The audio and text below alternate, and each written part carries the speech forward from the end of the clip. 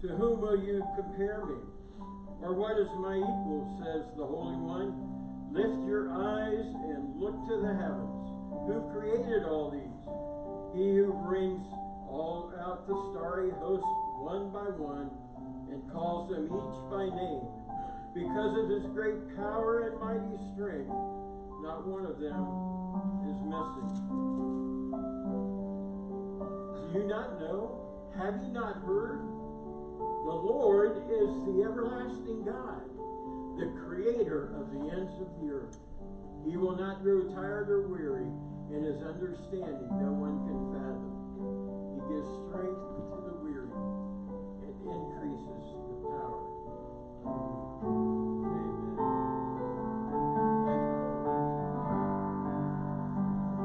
Praise to the Lord, the Almighty, the King of creation. Oh, my soul, praise his Lord, he is thy help and salvation.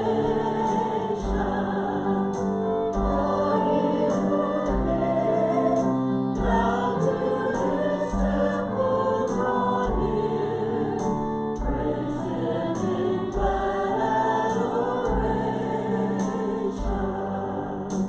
Praise to the Lord, who o'er all things so wondrously reigneth. Shelters me under his wings, his sojourns sustaineth. Hast thou not seen how thy desires are met? Granted in what he ordaineth. Praise to the Lord, O let all that is in me adore him. All that hath life and breath come now with praises before him. Let the young men sound from his people again. Gladly would all we adore him. Amen. Good singing this morning. You may be seated. We're going to ask our ushers to come, and during this next song, we'll be taking our Amazing Grace. My chains are gone. Amen. We've been delivered from sin and death, haven't we? Let's sing.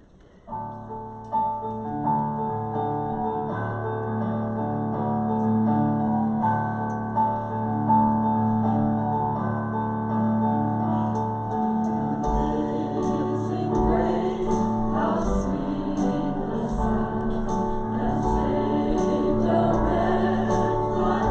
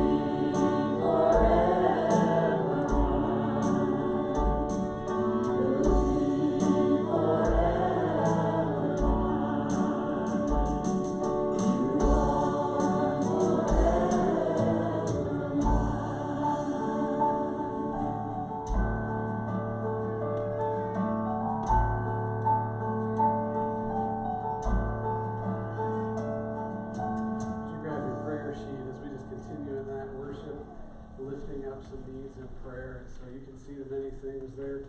We do get an update about Dave Mock. His growth is not in his lymph node, but he's being referred to an ENT. And so they're going to find out that stuff first. It could be cancerous, but they're not thinking it is. So I'll be praying for that. But we should take a moment and just lift some of these needs before the Lord, and then I'll close our time in prayer here in just a moment.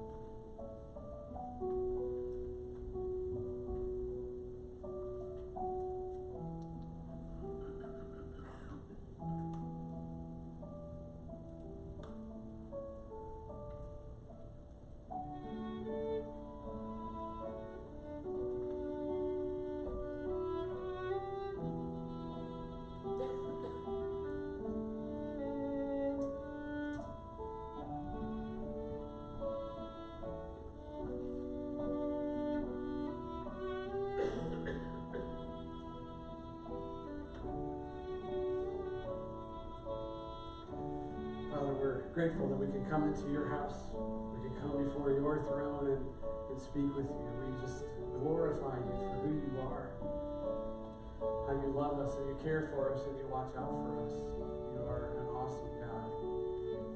Father, there's things going on in our hearts and our minds, and we want to hand those over to you. We pray that you just be with us. We think of these especially that are on the list. We pray for Connie's sister and her diagnosis. We pray you just watch over her, the others that are dealing with cancer, with Joe, Mark Hirschberger. We pray that we just lift them up to you, Father. We pray you be with Dave and the appointment coming up with the ear, nose, throat specialist, Lord. We pray that you would just guide and direct there and just comfort. Pray for these people who have lost loved ones recently, that you would just comfort them, watch over them in their loss. Lord, we pray for our missionary the weekend, again, Bethany Mayer, the ministry they're doing. And we see all the updates on the back of the bulletin and many things that you're doing through their lives. We pray you just encourage them this day, bless them. Thank you that we're able to partner with them. Father, as we continue in worship, would you just speak to us through your word, through these songs. We just want to glorify you. Thank you for all you've done for us, Jesus. We ask these things in your name. Amen.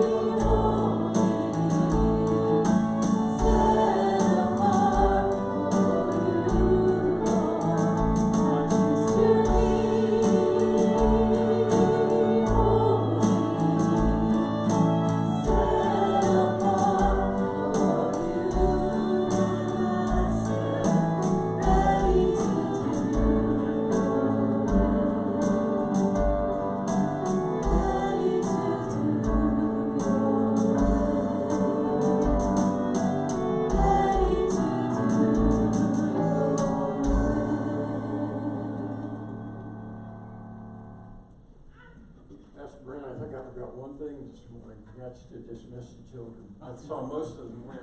If you're a kid, you want to go downstairs, go ahead. Some of them just took off.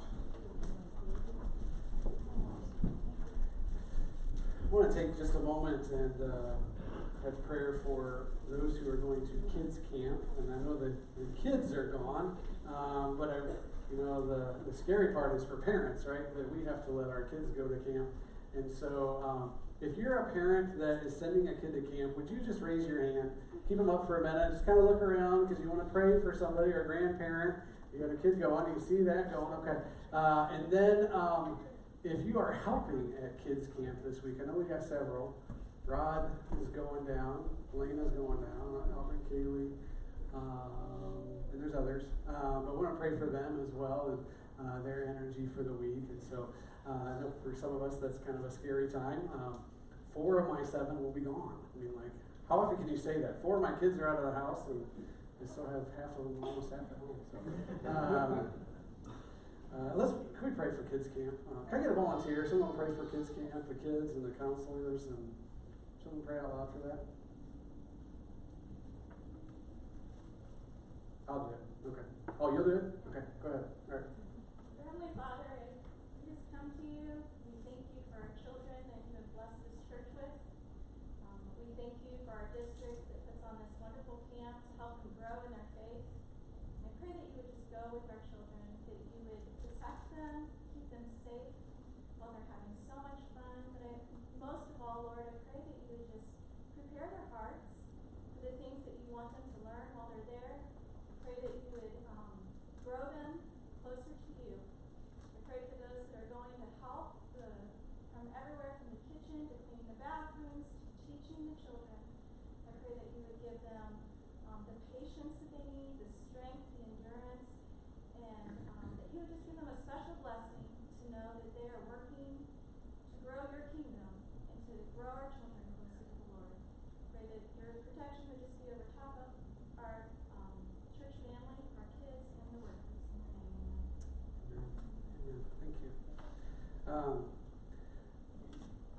Lots of things to get to this morning. We're going to be in 1 Corinthians chapter 12 in a little bit, 1 Peter chapter 4. I just want to say welcome to everyone this morning, especially if you're visiting with us or if you're still kind of getting to know us. You're off the hook today. This isn't really, maybe this is a message that you will grow into as we are going to talk a little bit about some giftings and ways to be involved here at the church. Maybe we hope that's something that you will be part of in someday. I did have someone tell me in the first service they felt really guilty afterwards, and I thought, that wasn't the point.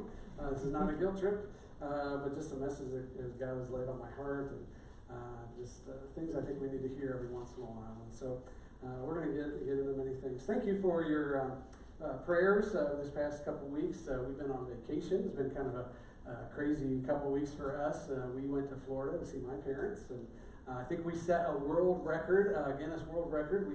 We spent 18 hours in the van, all 9 of us in one van, all in one day. We left at 6:45 in the morning, got home at 1:15 with 3 stops with, 5 kids under 10. Yeah, it was amazing. And so I was a little delirious last week. I think couldn't ask for it. It was just a wonderful trip. Great to get away and to be refreshed. Last week I got to preach up in Pandora. Their pastor was on a missions trip, and so he called me and said, "Hey, I had a guy back out. Could you come preach?" And just great to be up there. We don't often hear much about it. It's kind of a sister church of ours. It's in our district, and it's a missionary church doing great things up there and growing, and just the things they're doing within the community. It's a fun place to really see what they're doing. I'm encouraged. They got younger leadership, and youth group is growing, and it's fun. We've partnered with them as youth group a couple times, and so that was kind of a joy on Father's Day to be up there and bless them. And so it's great to be back. It seems like it's been quite a while, so it kind of has. Also want to say thanks for all your attendance at Sunday school today. That was great. I think I counted 90 people. All part of that is going to help the Mac family and their habitat bill.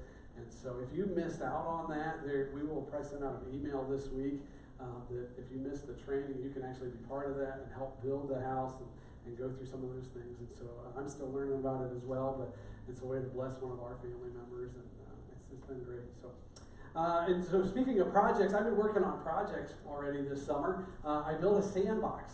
And it started out to be, a smaller sandbox, and some things changed, and it like doubled in size. Your projects ever do that? You start out small. Well, when you have 7 kids, you got to have a big sandbox, and because they want to be able to play in it. And so I've been in this project. Actually, hey Josh, can you flip for me? Okay. Sorry, Josh, I don't have the clicker today. And so this was the sand that was delivered to go in our sandbox. And it's fun. You get into projects, and you think, oh, I got to do this, and every step's important because you can't get the sand in before you have the frame and the fabric down, and you got to know where it's going to go, and so all these things are kind of important. And so I had this idea. I got the kids, and we said, hey, let's grab some buckets and shovels, and we'll start carrying this stuff from the front yard to the back. It won't take that long. Well, after about 30 minutes, we were done, like physically done. We weren't. There was still a lot of sand there. In fact. Maybe the picture on the right, we were like exhausted because we're using little pails and 5-gallon buckets, and it was a lot of work. So we stopped and had popsicles, and I got to thinking, I'm like, this just isn't going to work. We're going to be doing this all week. And so I called Don. I said, Don's my neighbor. I said, Don, do you have a wheelbarrow? And he's like, oh yeah, come and get it. So we got that, and I felt like it just made the project go so much faster because we had the right tools for the job. We were all sore the next day. At least I was. Still sore. But when you have the right tools and the right method, it goes a lot smoother. God has projects for us. He has included us in His plan. Because He could tell the whole world about Himself and reach everybody He wanted to. But He's He's chosen us to be part of that project. And He's given us tools to do the job. The right tools for the job, but we got to come together and put the tools together because we each have a unique shape, or we have a unique gift, interests, talents that we can use to be part of that. I brought my toolbox this morning. I don't know if you got to see it, but it's my favorite toolbox, and I got it for Christmas, and it holds my favorite tool. Is my impact driver. It's a good day when you can bring your tools to church and kind of So it's a scary thing when it's just in my hand. The kids go running, and they're like, "What are you going to do, Dad? Watch out!" But I love this tool, and in fact, with my dad, we have a thing going. He got me my drivers and in the toolbox. And the kind of funny thing is that we always fight over the inheritance, which is the tools are his inheritance, and he's been in ministry for 40 years, and so that's about all he has. And so, but we always fight about that, and we found out it's going to the grandkids. So I lost that. So, anyways, but this is my favorite tool. It works well. It's got a nice grip to it. It's a good weight. It's not as great as the ones that Community Relief have. Theirs are more professional, but I love this thing. It's got a flashlight on it. It's got a good battery life. It works when I need it to. I mean, I have to plug it in every once in a while, but it does what it's supposed to. However, it doesn't do the job of a hammer. And if I tried to carry sand using this box, I'd still be doing it today, right? You can imagine how many boxes. You got to have the right tool for the right job. In fact, a friend of mine had this screwdriver, and it had just a really short end. I said, man, that's cool. I've never seen one of those before. It's got a real full grip and just a really short end. He's like, yeah, I tried to use it as a hammer, and he was banging on it, and it like shrunk the metal shaft, went into the plastic handle. Just not using the right tool for the right job.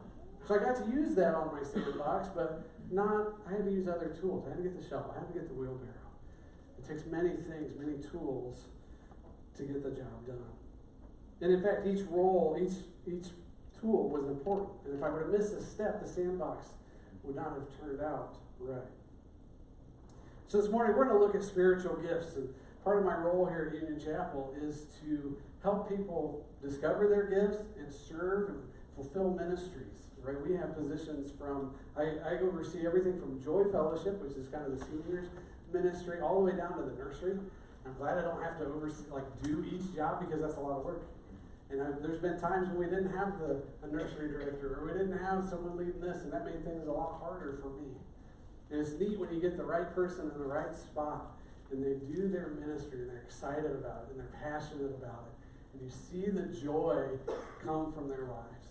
In fact, I got a couple examples that I'll share later. But it's so much fun when we get the right people in the right job. and trying out their ministry skills and gifts. So this morning I want to look at two scriptures, one written by Peter and one written by Paul.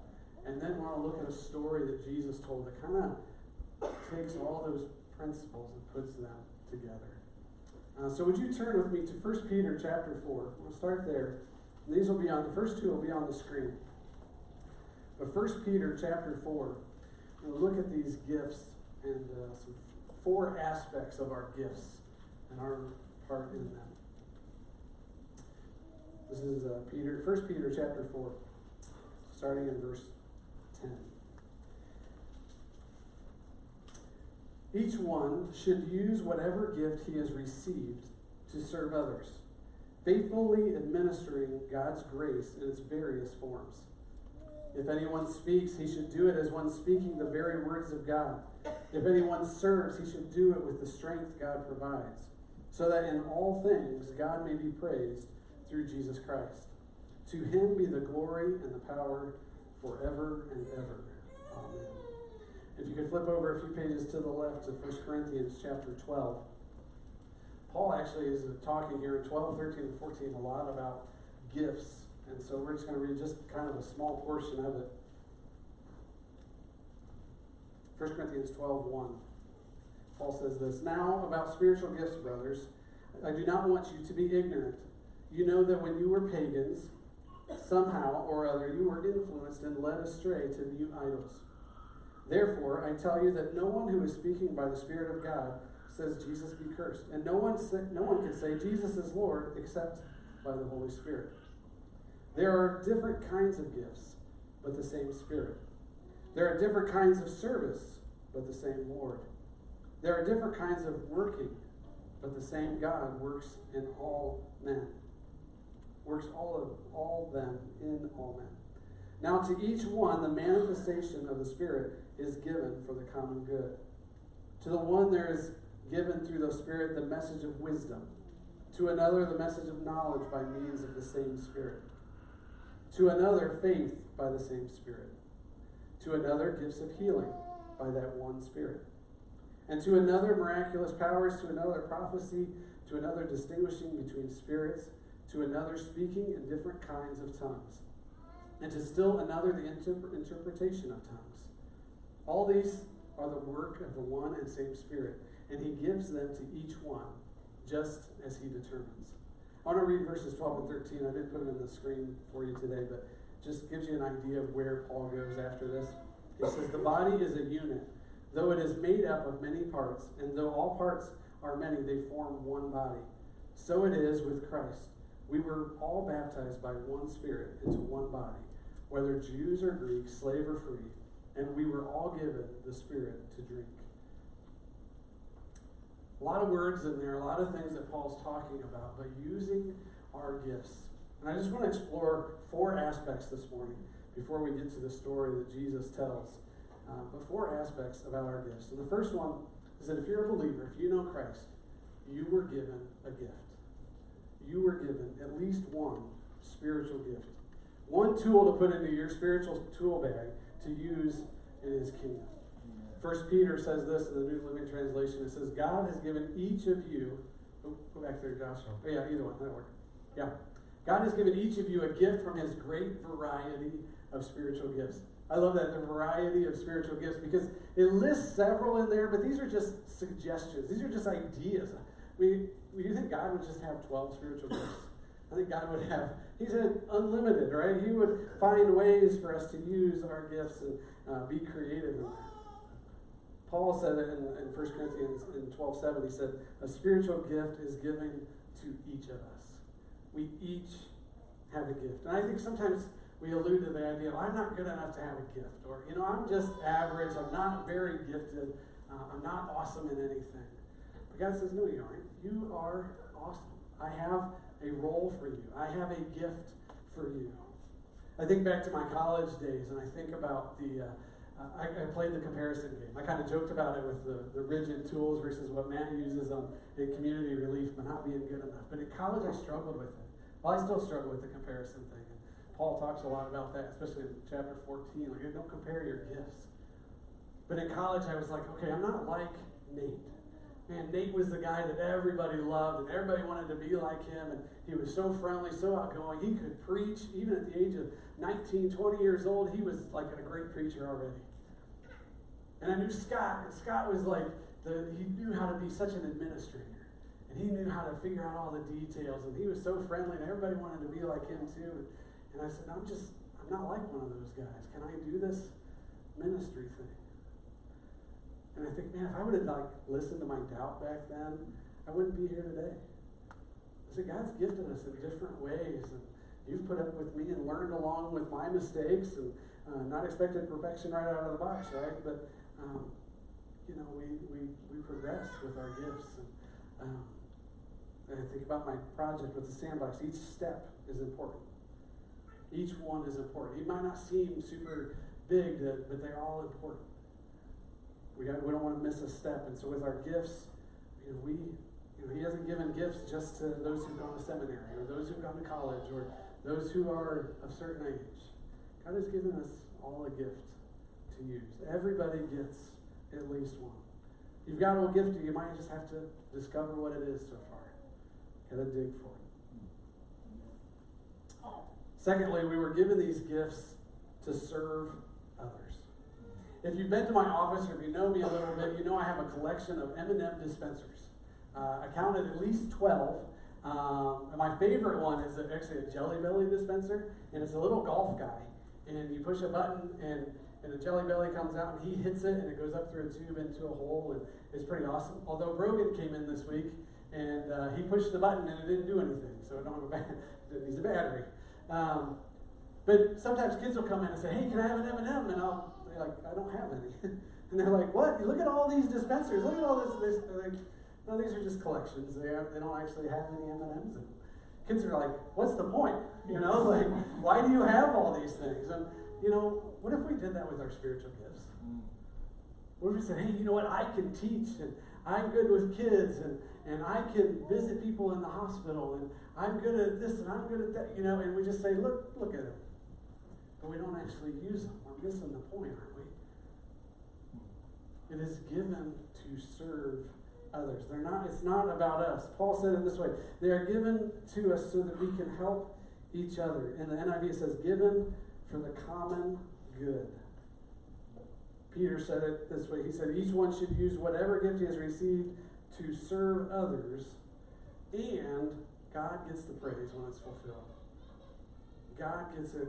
When I use my drill and I get the screw put in right, I don't sit there and go, "Woohoo, good job, drill." Right? No, it's the craftsman, it's the user of the gifts, the master that gets the credit. And so we are all like tools in God's hands. I don't know if you noticed it, but I just called you tools. Okay? We're all tools. Wait, not the sarcastic way, okay? Didn't say that. All right? We are all tools in God's hands, equipped to do something important for His glory. Okay? It may look like sometimes it might be the use of a shovel or a drill that gets the job done, and God uses each of us. It touches my heart. We had several up here trying out new gifts or using their gifts in worship, and trying things out. They're working on those gifts. It's awesome. We all have a part to play. We are to use these gifts for His work. Thirdly, this gift that has been given is our responsibility. God doesn't give them to us as perfect gifts, right? We have to develop them. We have to work on them. We have to try them out. We have to make mistakes and learn from them. And we develop it. In fact, Paul, in his letter to Timothy, said, "Hey, Timothy, you got to take this gift that was given to you and fan it into flames. Fan it, grow it, that God can use it even better." When I got the drill, I wasn't real handy with it, right? I didn't always have the right amount of pressure on it. Or as I teach my kids to use it, I got to help push harder with them. Or how many of you, if you like to cook, you get a new recipe or a new something to try out, right? You get a new phone, you get a new game, you get a new car. You got to try them out and make sure it's working for you right. You got to say, "Hey, this is how it best suits me and how it fits for me." So we got to experiment with it and use it. And it's the same way with our gifts. Say, "All right, I can organize, or I can be a helper, or what does that look like? What do I best fit with that?" let's experiment with them. Let's get better at our gifts and make it more of our trade. Fourthly, our gifts are to be driven by love. They're to be driven by love. If you look at the letter to the Corinthians and how it was all pieced together, Paul talks about spiritual gifts. He talks about the one body being made up of many parts. Every part's important. And then he talks about love. And he's like, hey, God gives us gifts. Let's use them in love. And then he talks about not comparing them. And this idea, like, if I speak in the tongues of men and of angels, but I have not love, I'm only a resounding gong or a clanging cymbal. If I have the gift of prophecy and can fathom all mysteries and all knowledge, and if I have faith that can move mountains, but I have not love, I am nothing. I gain nothing. It's driven by love. I found this quote, I think it's by Randy Frazee. It says, just as a piston engine requires pure gasoline to run smoothly, our gifts must be fueled with loving intentions. Spiritual gifts that are powered by selfish ambition and pride will sputter and fail. Our gifts, we need to plug them into God's power with His love to flow through us. It'll work so much better. If we're trying to do it on our own, like we can do a lot of things on our own. I can preach on my own, or I can lead on my own. And if I'm not connected to God, it's just making some noise. And it only gets me so far. We do so much better when we're connected to God. If you would turn with me, I want to look at Matthew chapter 25 and a story that Jesus tells. Jesus was a great storyteller. I'll read it to you just so I don't miss anything. But he's talking about giving just a story about, hey, giving something to people to do something with. And the response that he gets from each person is a little bit different. And I think it really applies to how we use our gifts, how we use what God has given to us. And so Jesus says this, Matthew 25. Again, it will be like a man going on a journey who called his servants and entrusted his property to them. To the one he gave 5 talents of money. To another he gave 2, and to another he gave 1, each according to his ability. Then he went on his journey. The man who had received the 5 talents went at once and put his money to work and gained 5 more. So also the one with 2 talents gained 2 more. And the man who had received the 1 talent went off, dug a hole in the ground, and hid his master's money. After a long time, the master of those servants returned and settled accounts with them. The man who had received the 5 talents brought another 5. Master, he said, you entrusted me with 5 talents. See, I have gained 5 more. The master replied, well done, good and faithful servant. You have been faithful with a few things. I will put you in charge of many things. Come and share your master's happiness. The man with the 2 talents also came. He said, Master, he said, you entrusted me with 2 talents. See, I have gained 2 more. The master replied, well done, good and faithful servant. You have been faithful with a few things. I will put you in charge of many things. Come and share in your master's happiness. Then the man who had received the 1 talent came. He said, Master, he said, I knew that you were a hard man, harvesting where you had not sown, and gathering where you had not scattered seed. So I was afraid and went out and hid your talent in the ground. See, here it is. It's what belongs to you. The master replied, you wicked, lazy servant. You knew that I harvest where I had not sown and gather where I had not scattered seed. Well, then, you should have put my money on deposit with the banker so that when I returned, I would have at least received with interest. Take the talent from him and give it to the one who has 10 talents. For everyone who has will be given more, and he will have an abundance. Whoever does not have, even what he has will be taken from him. And throw that worthless servant outside into the darkness, where there will be weeping and gnashing of teeth. Quite a harsh punishment for that who did nothing. But also what great praise for those who did something with what they were given. And I think in that story, you see the aspects of that story, the two verses that Paul and Peter were talking about. Because each was given something, right? Each was given something according to their ability. We were given gifts, right? Everyone has a gift. It was entrusted on behalf of the master. It was their responsibility to grow the talent or the amount that they were given. I'm not sure that love was the driving force, but yet they respected the master. and wanted, at least the two, wanted to improve and bless what the master had given to them.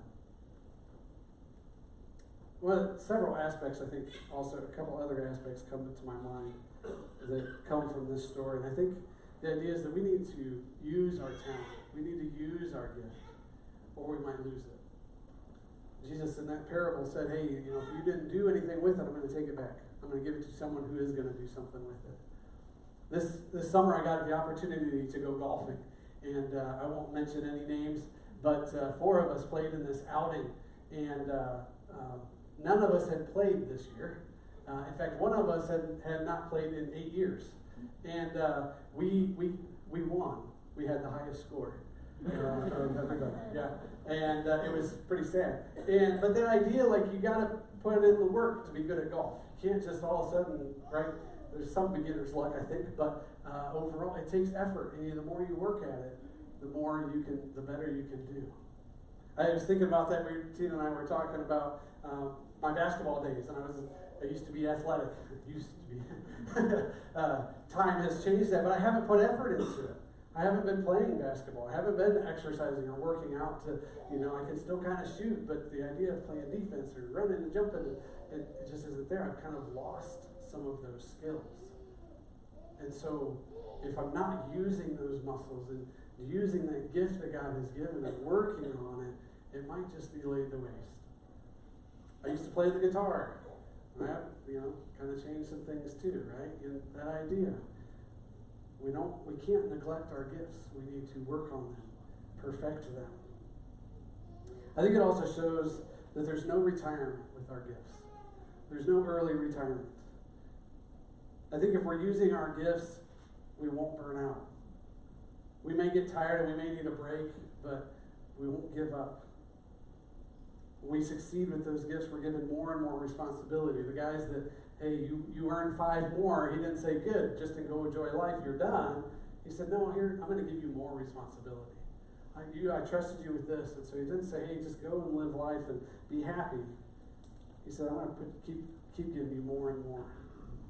We try to do this. We try to give people rest in ministry. Our Sunday school teachers usually teach for a quarter, and then they take a quarter or 2 off, and then they come back and teach.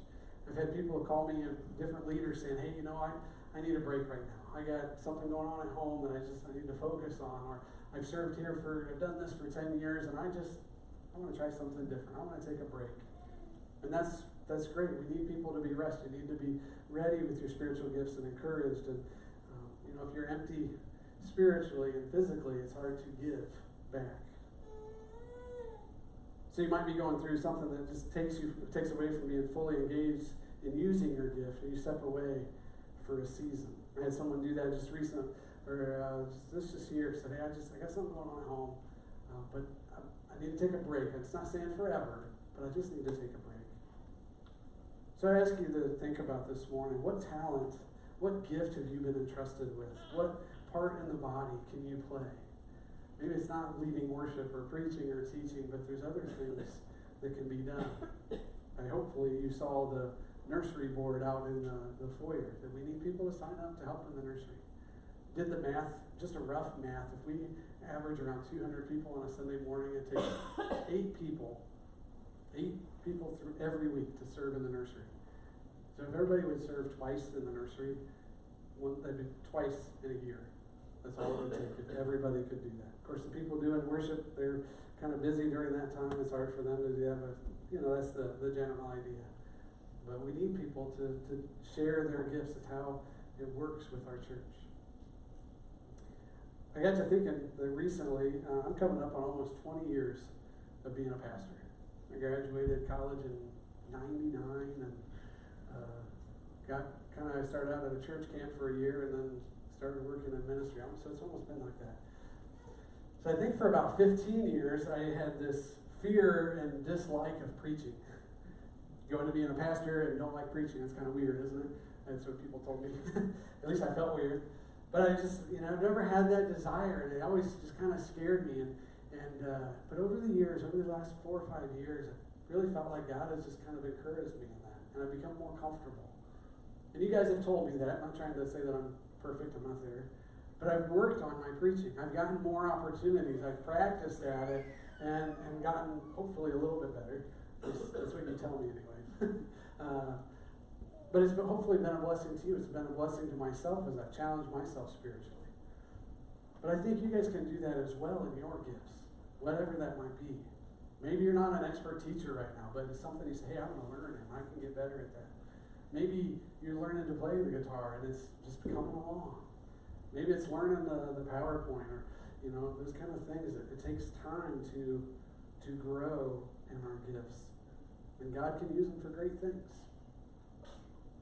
You see, if we're open to God and willing to try out opportunities, we can grow and bless others with our gifts. I think there's a few reasons that people don't share their gifts, right? We have excuses, right? Or we have good reasons, right? And I want to share a couple of those that came to my mind. I think one is that we feel unqualified with our gifts. So I'm not really good at that. I'm not a great cook, so I can't help with the meals or, play that comparison game. We do that, don't we? I'm not the only one, right? And so I understand that, the unqualified part. I think sometimes we feel unprepared. And one of the things that I like to do is try to come along and try to help where I can. Like, I don't teach with the music, I don't help with that area, but I think about our, like, just for example, our PowerPoint. If you were to say, hey, I'm comfortable with computers, but I don't know how to use them or how to use the program. Well, we can train you. There's videos online. Josh has actually trained a couple people, has done a great job with that. And I thought it'd be kind of fun just to throw someone back there someday, like whoever's closest. Don, go run the PowerPoint.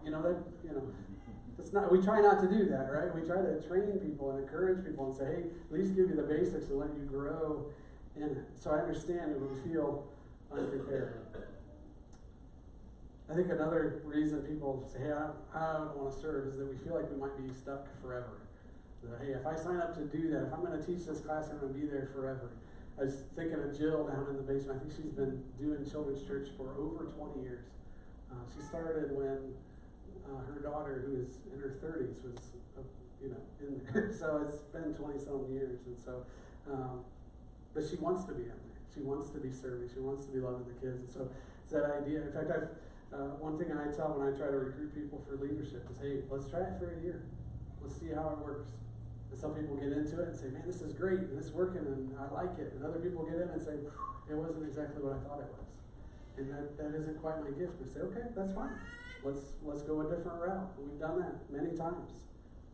Because we don't want people to be overwhelmed or feeling like they're doing the wrong thing. And one other topic, I guess, reason that people don't get involved is a sense of ownership. They're saying, hey, is this a place you attend, or is this your church? I kind of doing some math. I've had toddlers or preschoolers in my house for probably the last 10 years without really a break, and I'm losing my mind at times. But that's not my great gifting. I'm glad Tina is extremely well with preschoolers and school-age kids, and so we work well together. But one of the things that is really kind of hit me is that, like if they have this toy and it's sitting over here and they played with it like an hour ago, that they come over here and start playing. If you touch that toy, what do? That's mine, don't touch my toy, right? It's like, you weren't playing with it. You didn't even know, like, it was still here. But I wish we had that attitude. We all had that attitude of, this is my church. This is where I belong. This is my church. I want it to be the best it can be. I want to fill all the ministry positions. I want people to be connected and feel loved. And you're the kind of people that say, hey, there's a piece of trash there. Well, I'm not the custodian, but I'm going to pick it up because that's my church. I don't want trash on my floor of my church. Our custodians do a great job around here, but trash happens, right? We drop stuff. We forget stuff, right? The things that happen in the parking lot, right? You guys take care of it. They say that's my property, right? I want to help. So this is what we're talking about. Like if you're new here or you're still just kind of getting acquainted, that's fine. We usually ask for 6 months to a year. If they don't get too involved yet, we just want to know who you are. We want you to know who we are, and so we can all be on the same page together. And so, we want you to get involved. And so, if you're just still learning, that's fine. But if you've been here, we should be serving. This is our church. I want it to be your church. I want it to be a place that you're proud of. Say, hey, this is my church. This is my church family that I get to be with. I want to give you some hands-on or something to really look at this week. So I've asked a couple guys to hand out some flyers. And so I'm going to give everybody, go ahead and hand those out, guys. Who did I give them to? I didn't give anybody this section. Here we go. Here, I'm going to pass these around. I want to hand out some flyers. I want to tell you just a little bit about the different ministries in our church. Because if I tell you all about our church but don't give you an opportunity, you don't. Some people say, hey, I don't know what the needs are at the church. I don't know what places are. And there's things in this brochure that talk about how do I get connected? Because we're a church that wants to be friendly. We want to get to know people. We want to share each other's burdens. One of my favorite things that we have is our life groups. Because life groups is where the idea is to do life together. It's where we share deep prayer requests. It's not always about the scripture, but it's about sharing life. Hey, what are you going through? Pray for me with this, pray for that. And these are the things that are bringing joy to my life. These are the things that I'm struggling with right now. Some of our groups are a little bit deeper than that, and some of them are more friendship than deep sharing life. We don't share the deep personal things, but at least sharing some things together. We have a group that they get together and have dinner every Friday night. We have groups that do a kind of a Bible study every other Sunday. We have a group of ladies that get together and paint. Like that's a life group because they're sharing life. They're doing life together, encouraging one another.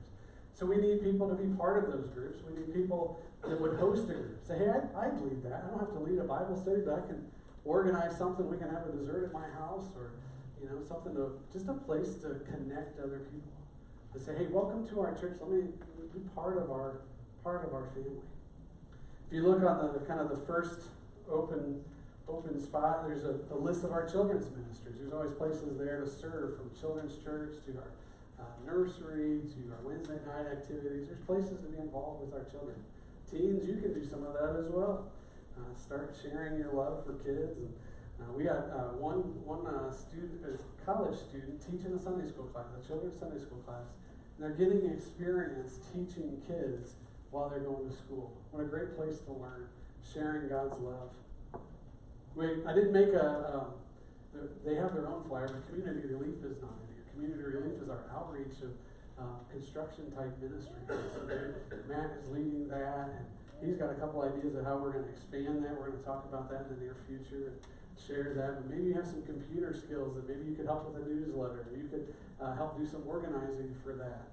Or maybe you say, hey, I can do some plumbing work here and there, or I can do some cleanup and take a job and help out. Just another way to serve. Our women's group does a lot of connecting things. There's a Bible study that they have. There's also, they do some movie nights and things, just places that we can connect and become a family. So maybe you take this home and look through it and say, hey, where's the need that I could fill? Or what am I missing? I don't have close friends. I got some people at work, I got some family, but I just need a place to connect. Maybe we could connect through life groups. Or maybe you say, hey, it's my turn to get involved. I've been sitting for a while, it's time for me to serve. If you look on the back, the back panel has some next steps. One is, this is Bill Heibel's church. One of their pastors wrote a book about shape. What's your ministry shape? You start saying, hey, what's my spiritual gifts? What am I passionate about? What abilities do I have? And then how do I use those things as gifts to bless God's kingdom, to bless the church? And so we've had lots of ideas. That's kind of how Community Relief came about. Matt said, I have a passion, I see a need, I have some skills, let's go for it. And that's how we started Community Relief, so we could start other things. And so there's names and phone numbers in there. If you say, hey, I'd like to be part of that, you can call someone. And if you can't get a hold of them, call me and I'll get you connected. But there's places to serve, there's places to get involved. It's part of our plan here at the church to help you be fully committed followers of Christ. So I ask you this morning, is this your church? Is this your place? Are you taking ownership in it? And then secondly, are you using your gifts? It might be a time of rest, I understand, but also might be a time at some point to get back involved. I want to share 3 things that just kind of touched my life this week.